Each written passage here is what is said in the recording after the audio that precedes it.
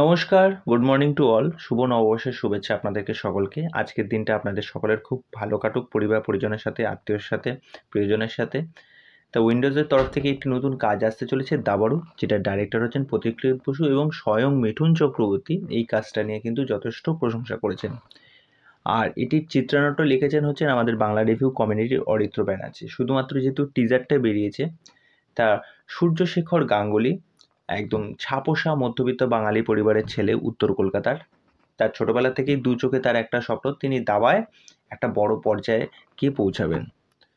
তা আমাদের বাঙালিদের যেটা হয়ে থাকে, আমাদের এই স্বপ্নের অ্যাকচুয়ালি কি কোনো দাম থাকে?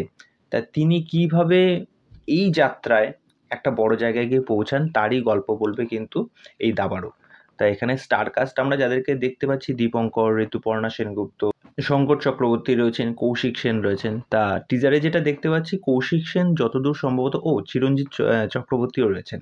তা চিরঞ্জিত চক্রবর্তী আবার অনেকটা সময় পর তাকে দেখা গেল। তা গল্পে যা দেখতে পাচ্ছি যে কৌশিক সেন সম্ভবত এই বাচ্চা ছেলেটিকে হয়তো ট্রেনিং দিচ্ছেন, তিনি তার কোচ। আর ঋতুপর্ণা সেনগুপ্ত মায়ের চরিত্রে অভিনয় করছেন।